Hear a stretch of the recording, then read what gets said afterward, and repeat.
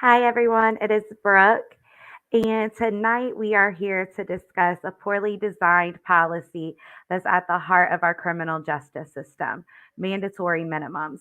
A mandatory minimum sentence is exactly what it sounds like: a required minimum sentence for a specific crime.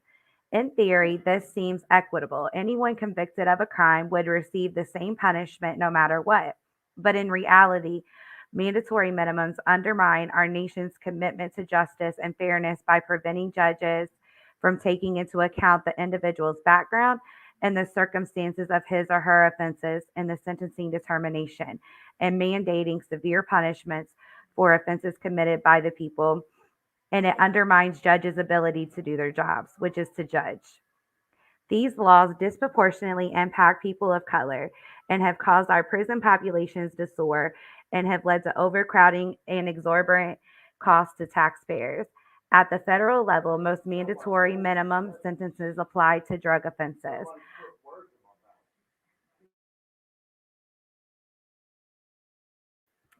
I apologize. At the federal level, most mandatory minimum sentences apply to drug offenses, but Congress has also enacted them for other crimes, including certain gun and economic offenses. So, how did mandatory minimum sentencing come about? In response to rising crime rates in the 1970s, Congress passed the 1984 Sentencing Reform Act.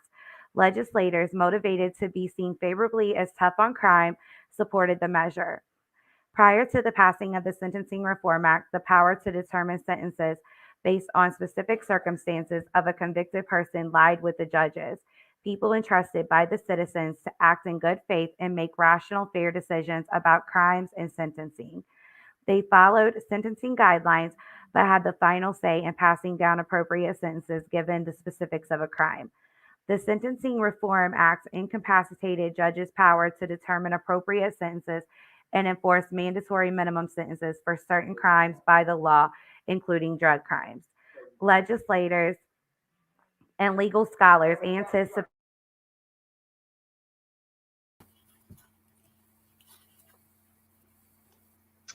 Good evening, everyone.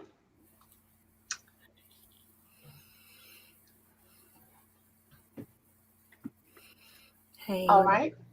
Hi, Tamora. It's so nice to be here with you. it's nice to be here with you as well. I know. I'm definitely on fire about the whole mandatory minimum sentencing thing. Truth and mandatory minimums, you name it. I know that that's something that's near and dear to my heart. I have loved ones who are incarcerated through truth and sentencing and mandatory minimums, and you see the adverse effect that it has in our communities, how it impacts our families generationally, and how it, just really kind of breaks us apart, and how people are making so many changes now to the mandatories because the demographic of people who are addicted to opioids Yes, um, are no longer looking like us, but more so looking like politicians. And so, that kind of changes things up a little bit. I agree. I agree. In Ohio, and across our nation, our sentencing laws have been changing. Ohio has two sets of laws. We have a truth in sentencing, and then we have definitive sentencing. I don't know if you guys are aware of that, but we still have people who are operating under the quote unquote old law. Roughly about 4,200 people are still left under sentencing. They've been in prison for over 30 years thanks to mandatory minimum sentencing. Yeah, that's And in crazy. Mississippi, I'm sorry, Lulu. I was just going to say, in Mississippi, I got to just say a little something about this case because Maria was supposed to be on here. You can actually do a life sentence in Mississippi for marijuana. uh, Maria, the Free Kendall Martin movement, he is serving 60 years for marijuana due to mandatory minimums. And I think that what also is unfair about mandatory minimums is that a life sentence has a different weight in each state. So there are some states that say a life sentence is 10 years, some states that say a life sentence is 20 years, 25 years plus. And then there are states like, especially in South Carolina, unless it is a natural life sentence, it's not considered a life sentence. And so therefore you have a chance. So that can be a little bit tricky in itself. And like Tamara said, there are a lot of people who are stuck in the system. However, people who fall under old law and under new law. So in South Carolina, it's more so about truth in sentencing, meaning that you're going to do a mandatory sentence day for day. Whatever your sentence is, you're going to do each day of that sentence. And that law was changed, I want to say around 94, 95. It may be 96. Don't give me like the exact date. That's in South Carolina. You have people who still have not yet, no one has actually been released from that type of sentence. So, they're basically in a position where, they're still in the system. They haven't decided to make any changes. However, there may be someone who fell under old law who committed the same crime. Ohio. And they're eligible for parole and at 10 years and they're being released. Meanwhile, other people are sitting in prison for 10, 20, 25 years, 30 plus. So, that's just kind of one of the disparities that you face when you're looking at a mandatory sentence. And so the biggest proponent of mandatory minimums for me is that majority of Black and brown people who are wrongfully convicted in prison. You froze. Where'd she go? Are mandatory sentence in most places.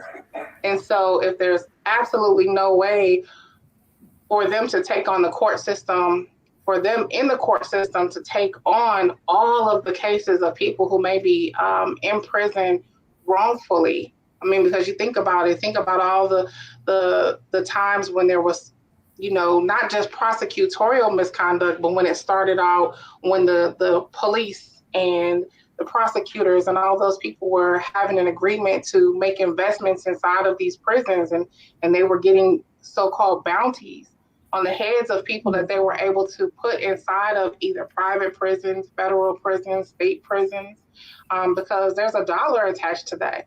And what people fail to realize is that prison is $1 billion industry.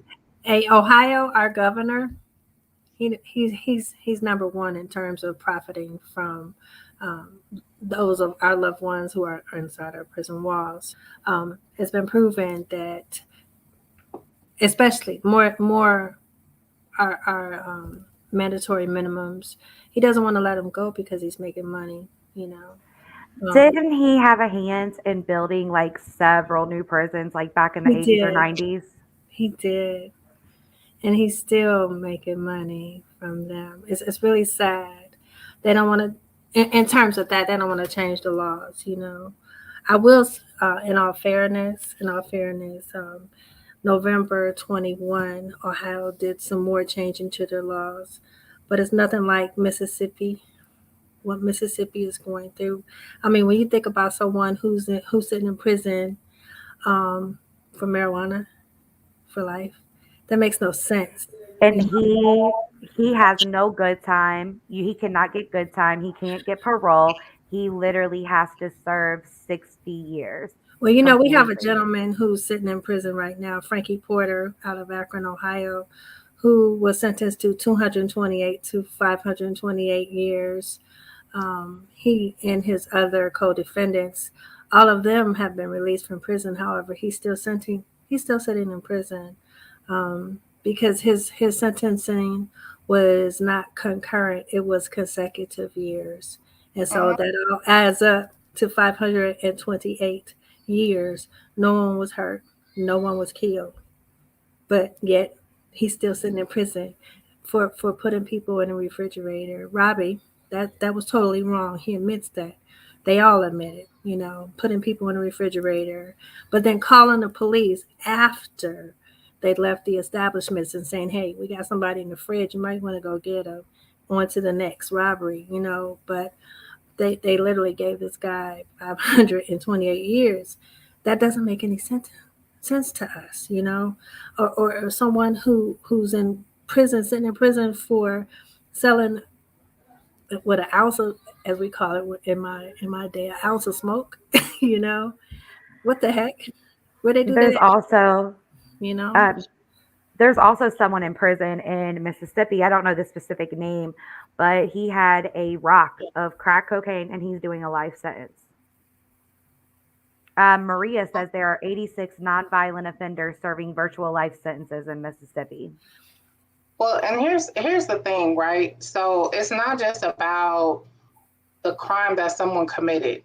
You can never ever change your crime. But if you and that's when people are eligible for parole, they're denied based on seriousness of the crime. Yeah. But every single day, I hear people all the time, irregardless to what a person's crime was, right? I think that we know better than being defined by our worst day on this earth. And I think that we all fall short of the glory every single day. Yeah, we do. Some days greater than others. And, heck, if you don't cross that white line on the crosswalk while you're in your vehicle and almost hit a pedestrian, who hasn't, right? You could have accidentally killed a person. And so and I'm not trying to say that everyone in prison is innocent of their crime, but what I am saying is that when you lock people away for an infinite amount of time, that does not handle the healing component of prison. It doesn't offer any level of rehabilitation. And the truth of the matter is that 95% of people who are incarcerated are then returned back to society, having received very little rehabilitative efforts if they are conditioned, if they are tagged as a violent offender. For different types of offenses, there's all this level of rehabilitation. If you were a drug offender, we're going to put you, through some level of drug coursing. However, the problem of the matter is that, and this is my own personal opinion, I feel like there is a war against Black and brown people in this country, Black men especially. Oh, there always has been. There always has been. And that goes back 1865. There always has been. Exactly. And what the problem is that no one really wants to see. No one really wants to take a look at it from the perspectives of the 13th Amendment. Because really, you have to take it all the way back to when they decided that we were no longer slaves and we weren't owned by masters. And instead of being slaves owned by the master, they recognized that there was no way to economically move this country forward without some level of enslavement. Exactly. And so now we pass Black codes, and we're going to incarcerate people if you are saying that you're out after dusk and you don't have a card that says that you work for an employer. We're going to take you and we're going to put you in prison. And not only are we going to put you in prison, we'll allow your family to come and be in prison too, so that we can continue to further the economy of this country.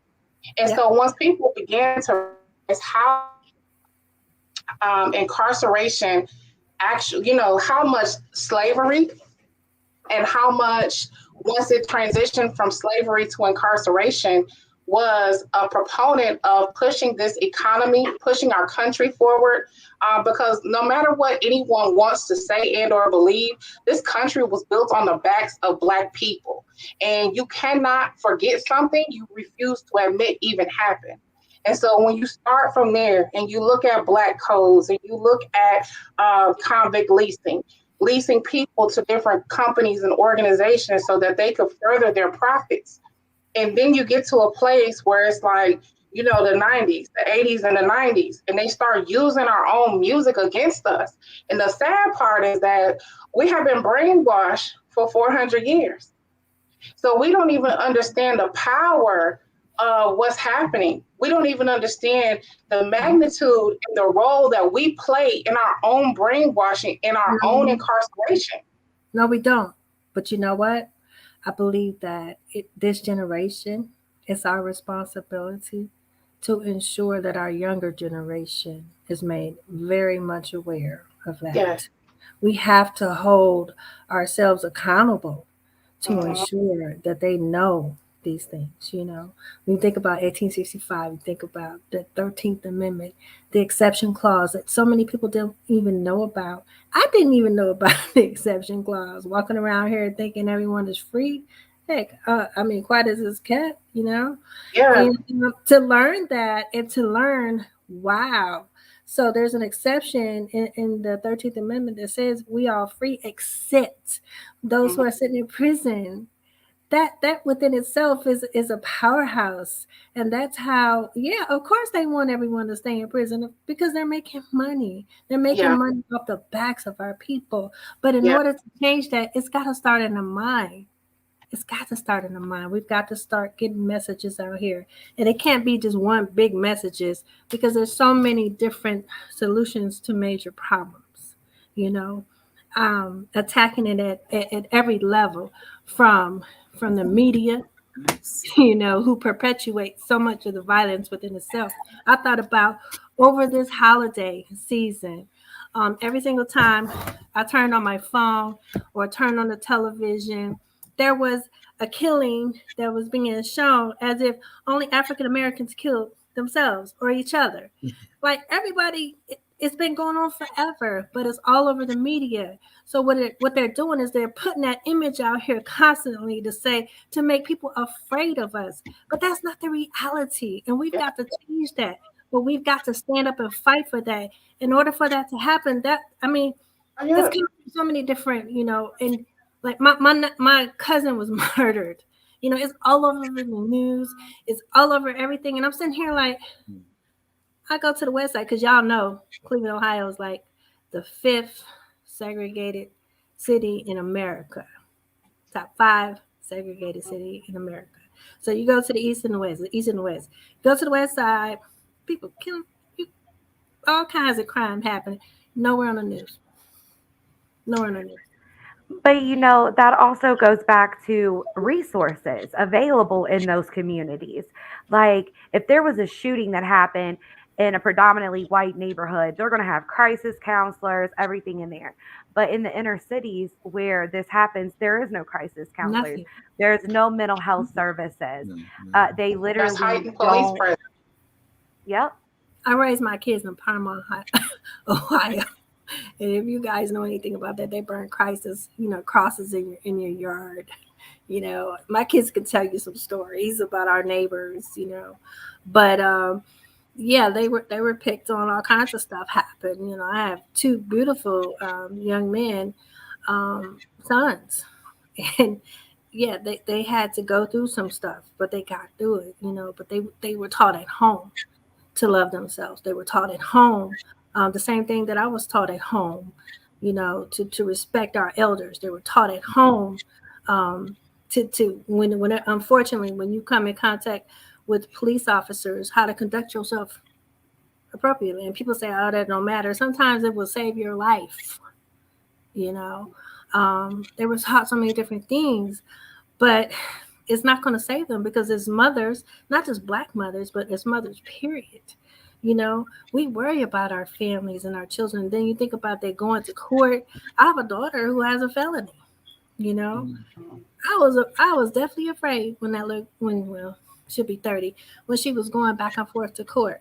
You know, and she came against the police. You know, her girlfriend was a police officer and she was driving that police officer's car who happened to have a weapon underneath the seat. And my daughter was charged with that. Wow.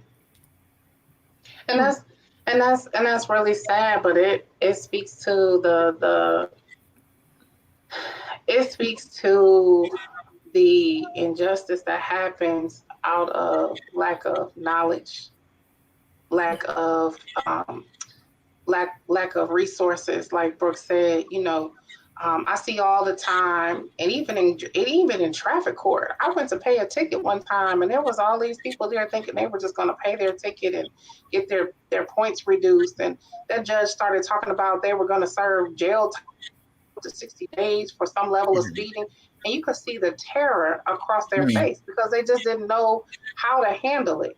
So when people are absolutely in a situation where they need, you know, legal assistance and they cannot afford it, that's when you begin to see tons of people taking plea deals because, you know, it sounds better than the other. But, you know, once you get in that pleading, you're stuck in that mandatory sentence because you have admitted guilt.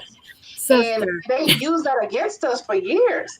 My They loved used one took a to us plea for deal. years. He's Mm-hmm. My loved one took a plea deal. Truth and sentencing. 20 years, which is life in Ohio, plus 3 for gun spec. Never even had a weapon, but he was defendant number 3. Mm-hmm. So 3-judge panel. That was 31 years ago. He's still in prison. Yep.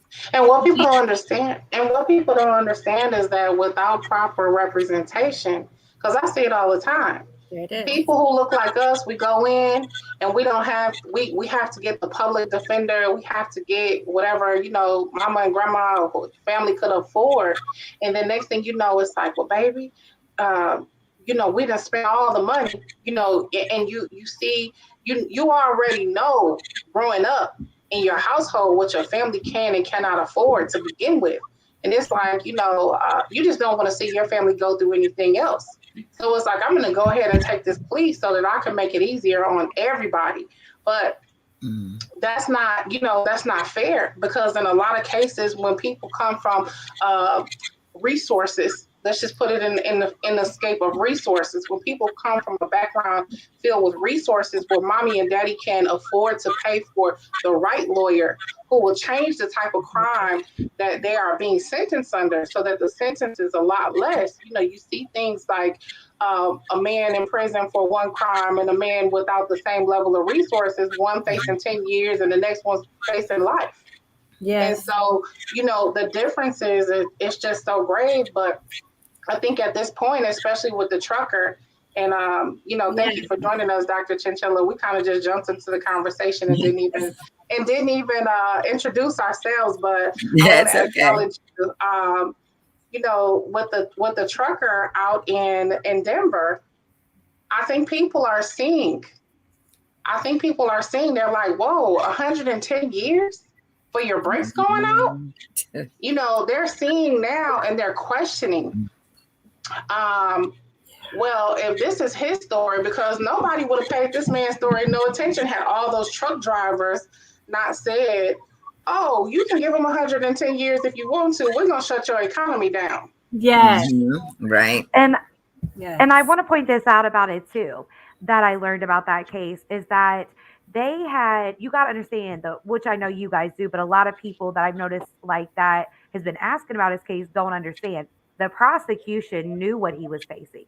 They knew the mandatory minimums, but they chose to overcharge because they wanted to pressure him into a plea deal, which is something that happens all the time.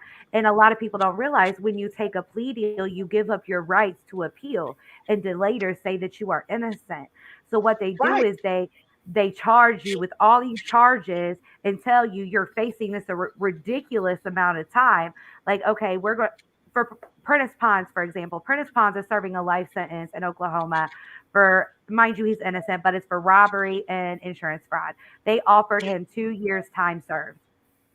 And he said no because he was innocent, and he ended up with life plus 25. And that's what they do. They will overcharge and just stack them charges up just to get you to take a plea. Right. But at some point, though, you have to, as a country, America has got to right its wrongs. You cannot say that this is a place for everybody. This is a place built by immigrants, and you have no intentions on righting the wrongs of your past. You cannot say, you got all these people coming forward who have been wrongfully incarcerated, over incarcerated, charged with the wrong crimes. You don't even have the manpower to deal with it. That's how heavy it is. Right now, I'm sitting in North Carolina, and Governor Roy Cooper has refused. There's a man who has, been everything but exonerated, and he won't exonerate him or clear him because he does not want to pay him for his 24 or however many years it was that he spent in prison wrongfully accused. And so my point to the United States of America, to Joe Biden, to Kamala Harris, to all the senators and legislators and people who capitalize off of incarceration, what in the hell? When you going to get it right? When are you going to get it right? All you got to do, if you are not going to look at these people's cases and admit fault, because to me, they're the biggest criminals that there is. If you're not going and or willing to admit fault, or even for the people who are incarcerated and have aged out of incarceration, have walked the path of redemption and rehabilitation because they've chosen to, Yes. Go ahead and give people good time. If you want to know who a person is, you know who a person is by their fruit. But if you just got a person sitting in a cell like a wild ass animal, what do you While they're making money. think is going to happen? While they're making And so money. that's my argument.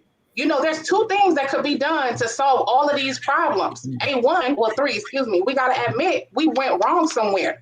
Let's try to fix it. Don't try to dress it up because now your son is addicted to drugs and he done stole your mama credit card and burned it up to $200,000 and now he got to go sit his ass down in jail. No, let's get out here and actually admit. Yes. For all of us, not just your cousins. All platforms, the government, us, everyone. It's time for accountability, period. People make so many excuses. I hear them every day, I promise you, every single day. As an advocate, you know how this goes, the excuses that we hear, oh, my son is, oh, my daughter, I don't even want to hear about it. Because what's happening is not solving our problems. We have to hold the government accountable as well. We the people. Yes. And that's what they just did in this case. And look at what happened. They got his 110-year sentence. The governor commuted it to 10 years by the power of the people. The power of the people. And we need to build on that momentum right by itself, all by itself. Yes. I always say that we have been so brainwashed and beaten down, we don't recognize our own power. Yes. If we would have come together when Colin Kaepernick was talking what he was talking and kneeling and whatever, if we would have just skipped 1 or 2 Sundays. Right. I skipped the whole season. I just started going back into the football season, but not really tiptoeing. But the point is, if we would have stood up together at that time when there was no real recourse to it, now it's turned into something completely different. And it's like, it's about this. Money. It's always been about that. But the thing is, we could have seen our power as a people because we don't believe it ourselves. Because that's just like the other day, I argued somebody down tooth and nail. Oh, they're going to change this sentence for this man. This 110 years is not going to stick. She argued me for maybe about 30 different lines. At the end of the day, 24, 48 hours later, it was down to 10 years. Right. How is that possible? Because they threatened to shut down the economy. Because the truck drivers looked at it like, this can happen to me. And they're like, oh, hell no. If you are going to do us like this, then we're just not going to come to your state. But what a lot of people don't realize, it's not just Colorado, it's every state in the United States, and it's also the federal government. And people need to stand up and make as much noise for everybody else that's incarcerated with these ridiculous sentences. But the thing is that the people who are incarcerated and the people who are out in the free world, they use the fear tactic for the people who are out in the free world with the crime that's currently going on. So when people in the free world are thinking social justice, they're thinking on the front side. They're not thinking about people who have been sitting in prison for years. They're not thinking about that. They're thinking about, oh, well, I know my neighbor just got robbed and carjacked, and people need to serve their time because they're making it personal.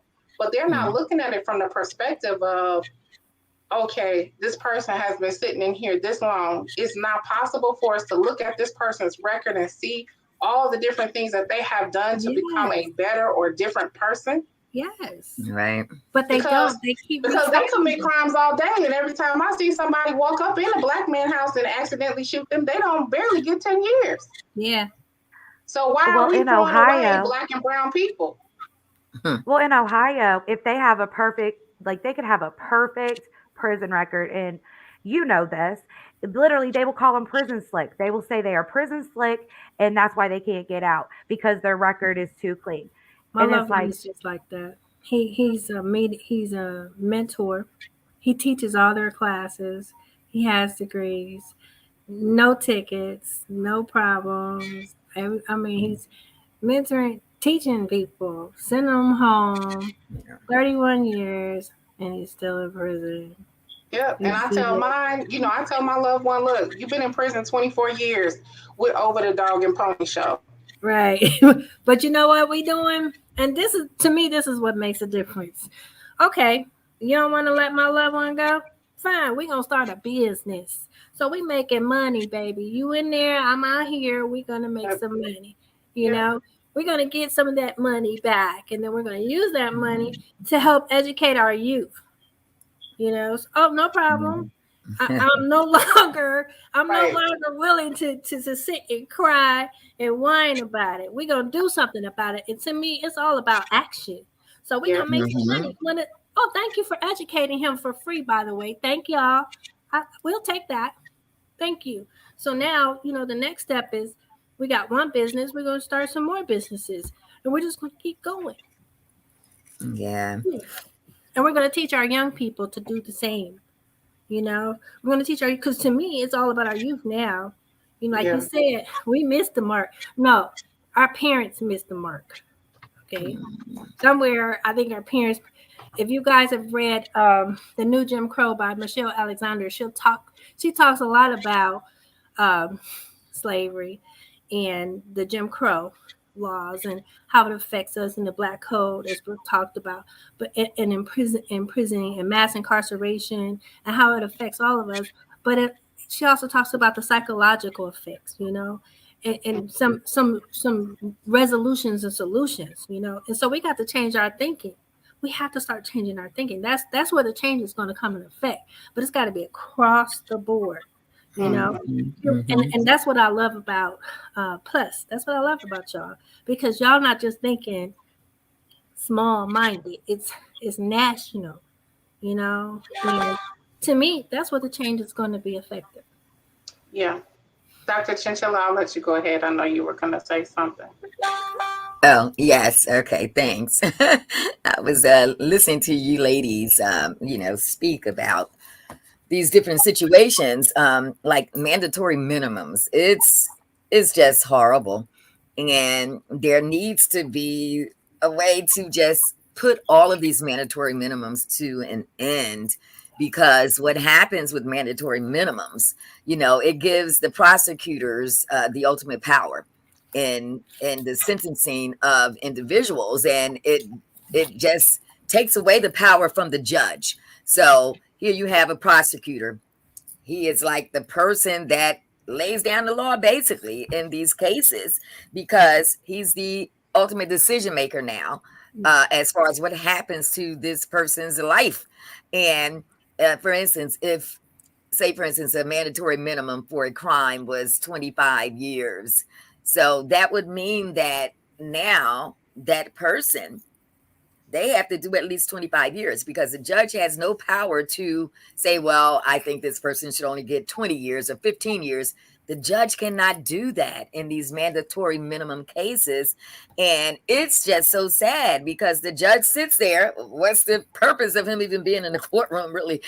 Because he can't change anything. So even if he wants to look at this person's history of their life prior to this crime, to what he was like in the community, the different responsibilities he has on the outside, and different things like that that judges can look at and take into consideration when laying down a sentence.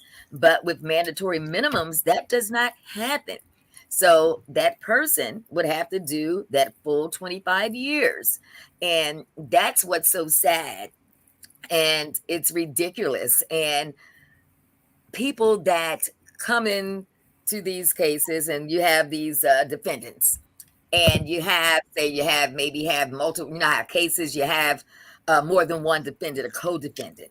And sometimes we see things where the co-defendant may take a plea, and they'll tell that co-defendant, well, you know what, if you put everything on your co-defendant, and we'll lessen your charges, and we won't give you a mandatory minimum, but we're going to lessen your sentence. And so we see a lot of this all the time, where other defendants in the same case they get lesser time, and they could have even been the ones, the actual person behind the whole thing, and the actual Yep. one that did everything. Yes. And then the co-defendants that didn't do nothing. Maybe they were just there and not knowing what was going on. And we see this happen so much, especially in murder cases. We see that happen a lot, where someone was maybe driving the car and had no clue that their friend just killed somebody.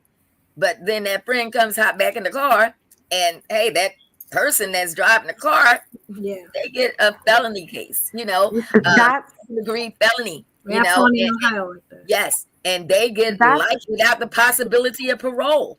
And yet the one that actually did the killing, they may get a lesser sentence from pinning it on the other people. And that's so very sad. And when things like this happen, the prosecutors, they know darn well that it's not the person that was driving the car, and that things happen where all the time when there's someone that has no clue as to what somebody they're giving a ride to, what just happened.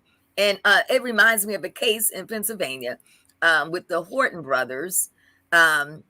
They were out and they went to the store. They happened to run into a friend, gave that friend a ride. Little did they know that friend had just killed somebody, and they didn't know. And they spent almost 30 years behind bars. And those two young men, Lee and Dennis Horton, they didn't kill nobody. And it's so very sad. And we see cases like this all the time. And the mandatory minimums, it just has to stop. And even with the drug cases, you get a mandatory minimum. And some of them, it's so unfair. And especially when we look at, let's say white people for the same charges, but yet they get less time. Now, why do they get less time? That's something that we really have to look at and talk about, because there are different reasons why people are given less time.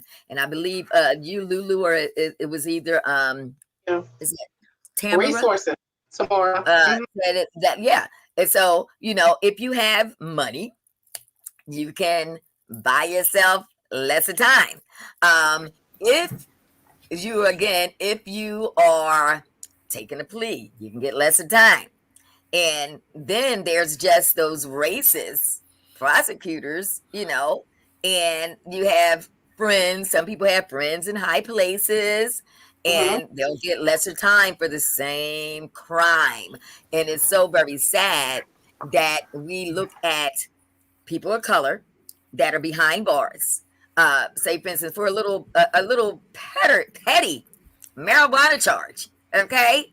And yet they're in there doing life. 60 years of life, right? Yeah, for a marijuana charge, really. And marijuana is now legalized just about every darn place now. And so why in the heck are men and women still in prison now on a marijuana charge? And they've been in there for over 25 years. That's insanity. Why? This is something that has to change. Yeah, and in most places, so listen to this. In most places, they're looking at eliminating mandatory minimums, but they're looking at it only from the perspectives of drugs. If you're a violent offender, you're not going to be excused from the mandatory minimum. And so this is where the pushback has to come, because I will continue to say every single time I drive down the busy street, down the street from my house, I might see 10 people standing on the corner begging for money because of their addiction, but none of them look like me anymore. Right. I can remember when I was growing up, you see little crazy crackheads doing little stuff along the side of the road, I don't see that anymore. I see people that don't look like me. And so that's the reason why they're looking to change those levels of mandatory. Oh, yeah. But, yes. Yeah, that's very true. In the state of South Carolina, there are legislators who there was a whole bill ready to go through to eliminate mandatory minimums, and it included violent offenders. And a legislator who was a part of the penology committee, but is also a lawyer, and 95% of the people who he helps are violent offenders. So he's capitalizing off of incarceration. He then turns around and throws a monkey wrench in the whole bill and basically says, you do realize with this bill that violent offenders will also be set free. And so that turned everyone's mind to thinking about releasing rapists and murderers and all of that. But in the same token, the people who he fights to get free, who he charges $20,000, $30,000, $40,000 are violent offenders. And so the reason why they don't want to change the bill is all has to do with money. It has to do with money, and it has to do with their families, because they're going to protect themselves first.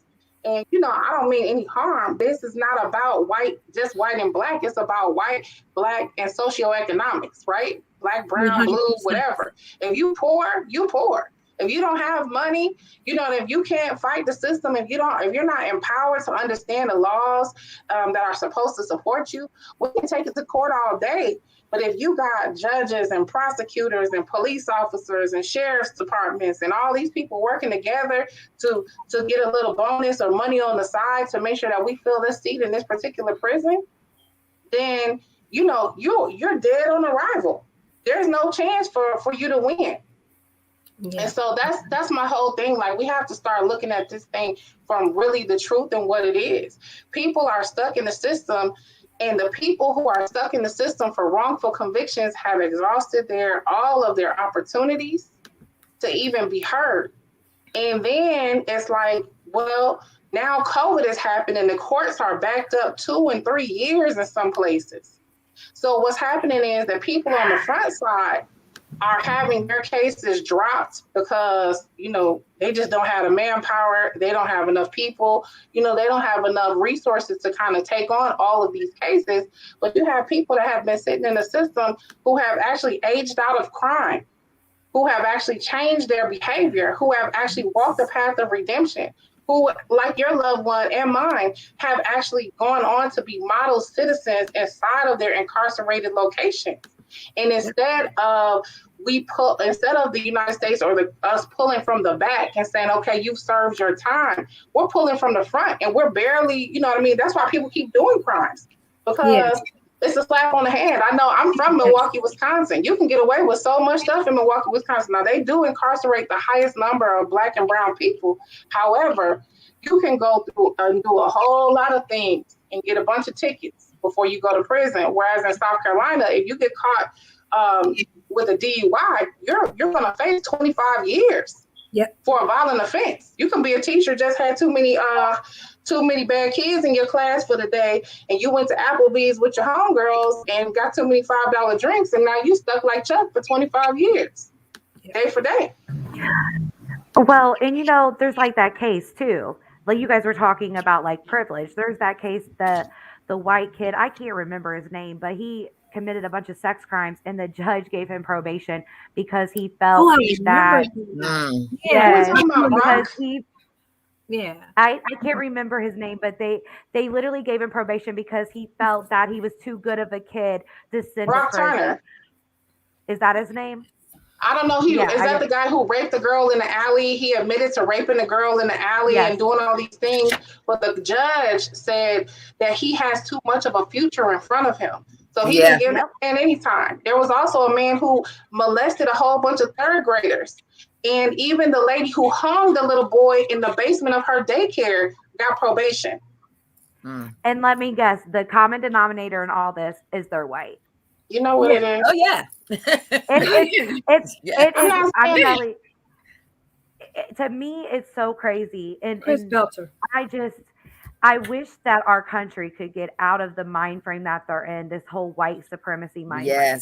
Like there's even a case in Georgia, and he is facing the death penalty. Mind you, he did not shoot the people. He didn't kill them. He wasn't even there. He showed up after the fact, like you said, Dr. Chinchilla, gave the guy a ride. It was a white guy who killed all of them. He admitted to killing them. They even said in his plea that he has schizophrenia. His name is Matthew Baker, the one that's facing the death penalty, that he has schizophrenia, had a mental break. There was also 2 other white kids that were with Matthew in the car. Matthew is the only one charged facing the death penalty. The other 2 white kids ain't even charged. Mm. Yeah, Now and explain that to me. I'm not saying that white folks don't go to jail, because I know people who I'm very to, and they're white, and their loved ones have natural life sentences, and they don't even have a victim. They have a charge as a juvenile that lapsed over, and then they caught another charge as an adult. Let's say that I think this person was out maybe 3 to 6 months, and they gave him, with no victim, a life sentence, a natural life sentence, meaning you've been in prison since you're 18, 19 years old, but we gonna throw you straight in the trash because you are never worthy of being released, because in the state of South Carolina, you got a 2 strikes law. You got to think about that. And you see all the changes that California has made, and the criticism that their attorney general has come under, and even their governor. But right is right and wrong is wrong. And it's about time that the United States of America rights its wrongs, and we as a people come together, continue to educate each other on what's really going on. But those of us that are in this walk, those of us that are in this fight, we can't be fighting each other. No, we have to fight together. That's right. We have to fight work together. To do. We got too much work to do. We don't have time to fight each other. We got to come together. Right. We got too much work to and do. we need to teach our children their rights, because that's another problem. These kids, they don't know their rights, so then they become adults that don't know their rights. So then if they get approached by the police, they get interrogated. A lot of times they're admitting to stuff that they didn't even do because they're scared. Right. And the thing with that is, like with what you just said, there's so many cases, like all the cases that I deal with, where you have teenagers that get arrested and tried as an adult. A lot of these teenagers, all the teenagers, they don't know the law. They don't realize what's going on.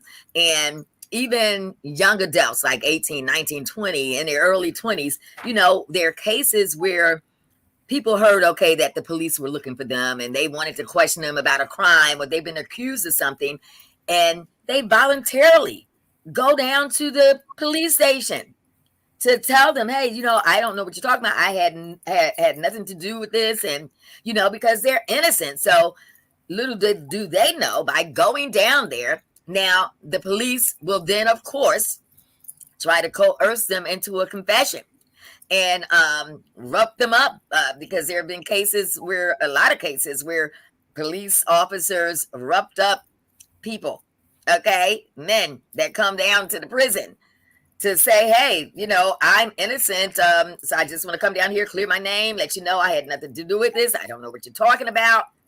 They're there for hours and hours and hours and hours, beaten into a confession. Yes. And things like that. I mean, it's just horrible. Yeah. Because they don't know that, okay, well, I need to get a lawyer first. And hey, look, you can't talk to me right now until I have an attorney present, and a lot of times people not even read their rights, to tell them they have a right to be represented by an attorney. They don't tell them that, and they don't really question it. And they just feel as though, okay, if I answer these questions, then I can go home. And that is not the case. So I want to just stress that for parents today, teach your kids not to answer any questions. Okay. Don't answer any questions. Make sure you're able to call your parents, and that they are calling an attorney first. And, because it's too many teenagers have been railroaded into confessing crimes that they didn't even commit. But not even just teenagers, but parents. The parents are scared. They don't know what the rules, what the laws are. And that's why, people be like, oh, y'all just get on live. You have no idea the work that we put in. But the point is that in order for us to get somewhere, we have to change the minds and hearts of people. And the only way that you become educated about something is to create an awareness. To create an awareness, like, wow, I mean, I know that was, and you can see it all up and down the timeline. When that trucker got 110 years, people are like, wow, wait a minute, this is the thing. This is happening to people. And even like my co-host on Second Chances, Ricardo Martin, he is in prison for 25 to life For a crime, they have no DNA. You couldn't even place him at the scene of the crime. There's such a wide range on when the person was actually killed or whatever. And so that's why I say, even if a person is wrongfully convicted, what is it that we can ask the United States to do in order to kind of bring some level of recourse to where we feel like we're getting some reprieve? And the only thing is to offer people the only thing is, since they can't look at every wrongfully convicted case, they can't look at every forced plea, they can't look at all these people who are in situations where maybe I committed a crime, but I didn't commit that crime that you're saying that I committed. Right. You know what I mean? We have to be able to put people in a position to earn their rehabilitation. Like if they're 100% responsible for their incarceration, they should be able to be responsible for their release. And so look at that, how can we do that without every single person going into court? They ain't gonna waste their time, effort, and energy. And enough of us, enough of the people who are in positions of power don't want to see people get out of prison because that's money. We're losing money.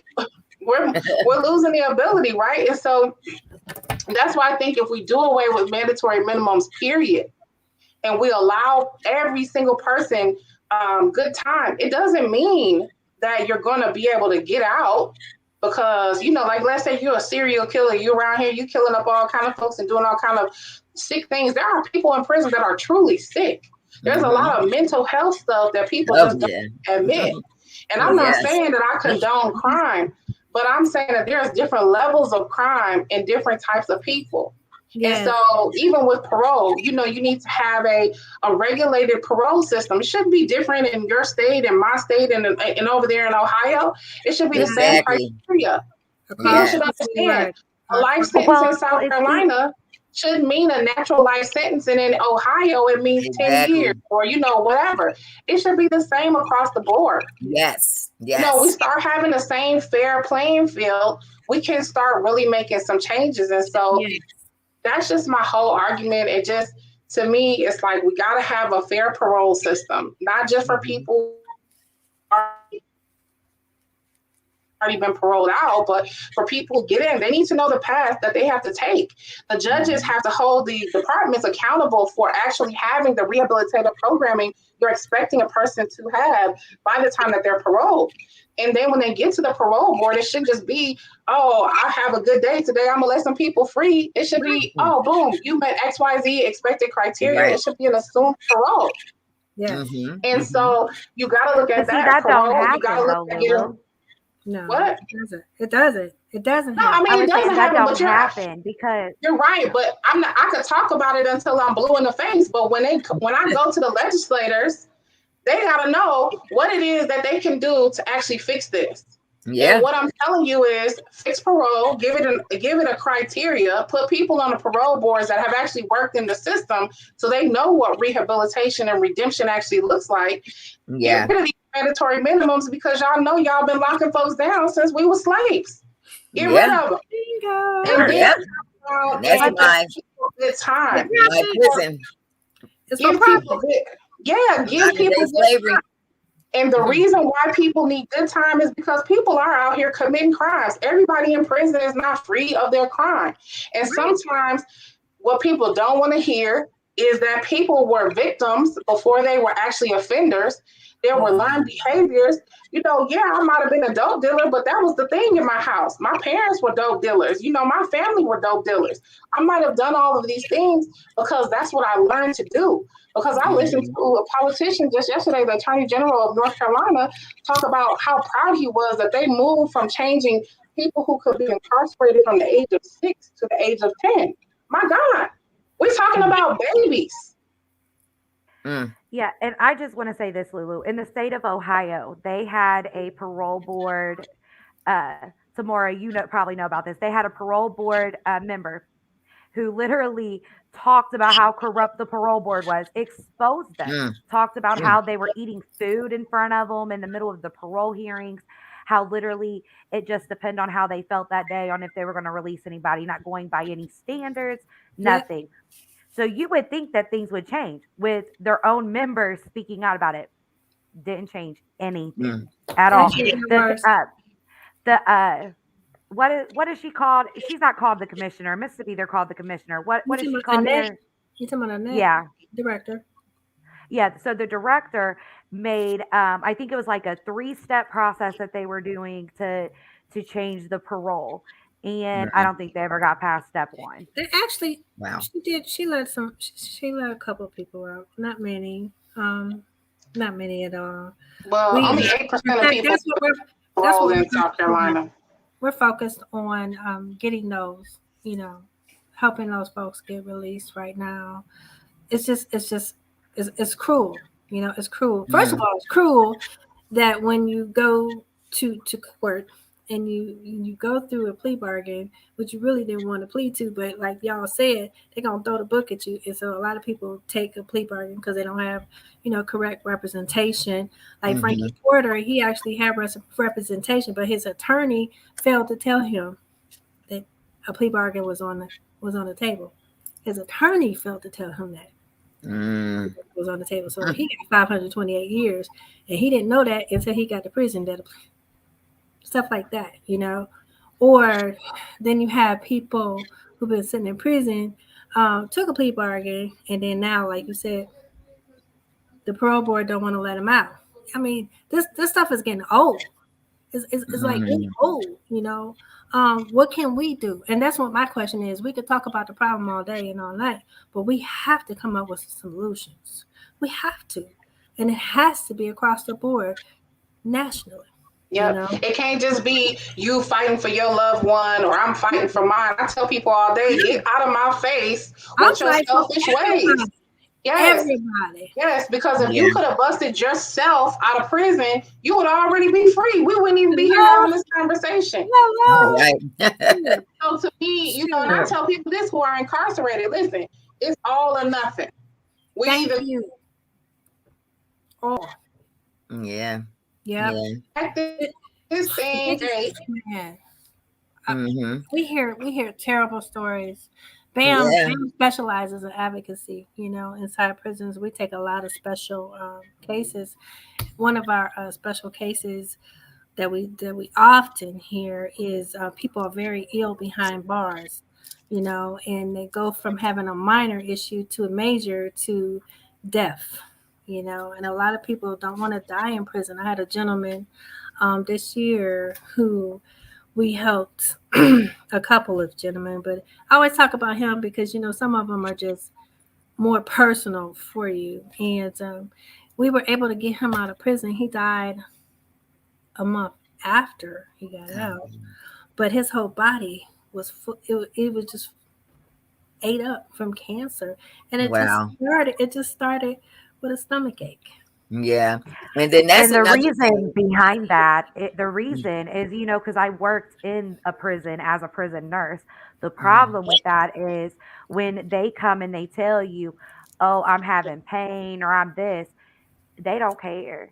They're going. So I tell this story quite a bit. I had a patient in the hospital. He was in his 50s or 60s. He was having chest pain. He was dyspneic. And I'm like, these are classic signs of a heart attack. Well, I went and told the charge nurse. She said, oh, go give him a Tums. He's having heartburn.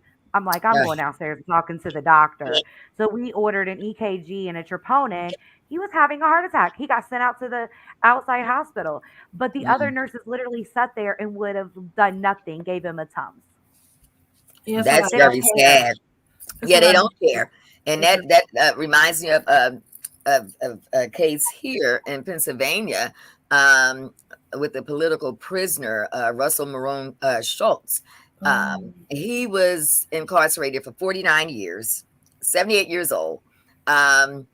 They tried to apply for compassionate release because of his age and because of his illness. He had cancer and he was very sickly.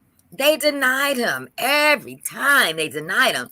And finally, last year now, in October, they granted him a compassionate release. And he died. He died December 17th. He passed away. And, that was just so very sad. I think it was December 12th. 17th, he passed away. And that was just so very sad. It is. And then another man, Omar Ali in Pennsylvania, 81 years old. He was wrongfully incarcerated for 50 years. And we were working on this case. My friend Caroline, who's a criminal defense attorney and wrongful convictions attorney, and she saw how to get him out. Okay. And we were so excited because she found all this evidence to clear him. And Omar died December 12th last year. He died, and he was 81 years old, sickly. But yet they would not grant him a compassionate release. And that is so very sad. So when we have cases like this, when people are old, okay, they're not going to come out and try to commit crimes. They're old now. They're too old and sickly, and they need to be free. And it's so sad that they do this to men and women that are senior citizens, elderly, severely ill. It's so very sad. And, second chances. Everyone deserves a second chance. I agree. I really don't care what crime you committed. Even if you know what? did kill someone. I don't know. Some people need to be underneath the prison. Oh, some people do. I'm not talking about those ones that we know they just cray, and they're gonna come out and start. Not Charles Manson, all that stuff. Not them, but the ones that we see have changed. They deserve a second chance, even if they did commit a murder, a rape. But if they've changed, and we see it, they've been exemplary behind the walls. They've gotten attended programs, got certifications, and even some have gotten degrees while in prison, and yet they're still behind bars because the system wants to keep them there, of course, so they can continue to be their slaves. And it's so very sad. And a story of second chances I want to share with you all. In Pennsylvania, there was a young man who was a drug dealer. Okay. He was convicted twice, a twice convicted felon, even on gun charges. Okay. Then the lieutenant governor and the governor decided to grant him parole and to pardon his sentence. So he got a pardon. Okay. And that same very young man, he turned around to become the secretary of the Board of Pardons in Pennsylvania. Yes. Okay, so talk about second chances. Okay, this guy lived the life of a criminal, a career criminal at that time, and he went all the way to become the secretary of the Board of Pardons, and he changed his whole life around and made a difference in the lives of others. And but now he resigned in December of last year. He resigned his position to run for lieutenant governor. So now he's running for lieutenant governor. Okay. So second chances. If people are given a second chance, those that deserve a second chance, if it's granted to them, they can come out and make a difference as well. And we have to find ways to ensure that these criminal injustice systems all around this country actually implement those types of programs because it makes a difference. But they don't want to see it. They don't want to see that happen because they don't want to see people change. They don't want to admit that people have changed. They don't want to change because they're going to lose money, and it's so Lulu said. Lulu said it. We gotta put some pressure on them. Yes, you're right. We gotta put some pressure on them, and I'm gonna say this. I'm gonna say this, and I'll yield. Some of the best people that I have met in doing this work have been incarcerated. Some of the kindest, most compassionate people are incarcerated, and they may have committed a crime, and they have absolutely walked a path of redemption. Some of them may not even be perfect. But the thing is that there are a group of people who have been admonished for their crime. They've had to deal with their crime every single day. Whereas we live in a world where we commit crimes daily and no one holds us accountable. Only if we have a certain moral compass that we hold ourselves accountable, if we have a certain level of God consciousness. But in the same token, as we talk about not releasing people until they're feek and brittle, a lot of the people who are in prison grew up and matured because of the men and women who are behind those bars that took initiative to reach back and help the person behind them, because they remember what it was like to be that person coming into prison green and not really knowing. And so a lot of people have made changes because of those people who are behind bars. And if we will let people out before they were old, trying to figure out how they were going to even have a roof over their head, and they've been in prison 700 years, then they could actually bring change into the communities. They could be a part of, these organizations that help the young people, because the young people are so out of control in some places. People do not want to be bothered.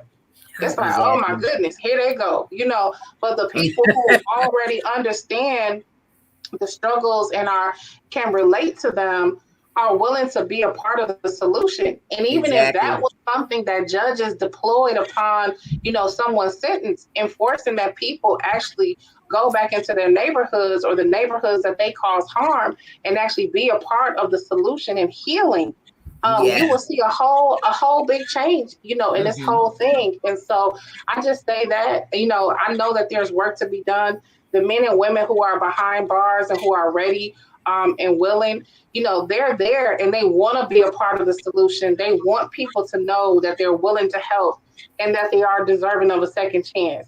Nobody's just looking for a handout. Yeah. Right.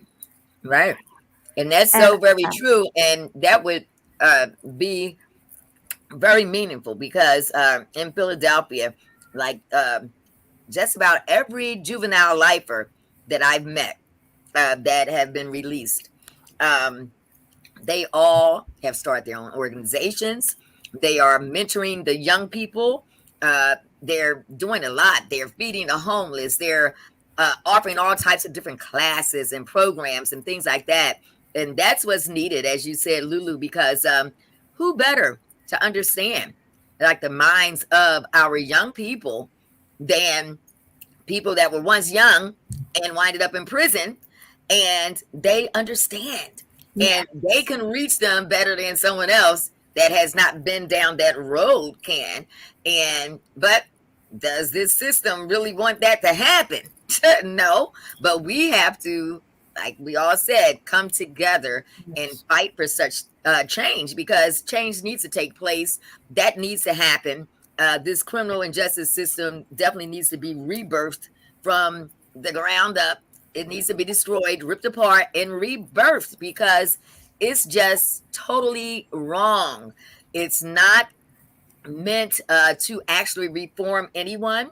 They don't want to reform people. They don't want justice. So they don't want any of that stuff. So it's a criminal injustice system that needs to be destroyed. And, us coming together, and if everybody would come together like they did for the truck driver, if everyone would come together on that same level and start to fight against all of these injustices in this country, then guess what? We can get someplace quicker, because they're going to listen. If enough of us are together fighting for these same purposes, they'll listen. And especially if we start not to spend our money any place, they definitely listen, because that's where it hurts them. It hurts them in their pockets and their bank accounts. Okay. The almighty God. Yes. Well, I want to thank all of you guys. I just wanted to say one last thing. And the reason I want to say it is because I would like to have you guys back on to talk about it. The youth came up a lot. And Lulu, I'm always saying this. I believe that a big contributor to mass incarceration is childhood trauma. And resources are not allocated to youth mental health services, because the politicians know that if they do that and they give them resources, it's going to cut down on crime. Yes. And so I would like to bring you guys back on to discuss that. But unfortunately, we ran out of time tonight. And Okay. I appreciate all of you. And thank you so much. Thank you. Thank you for having me. Thank you for having me. Yeah. Good to be here. Good to be on the platform with you ladies. Like, okay. Yes, likewise. Take care.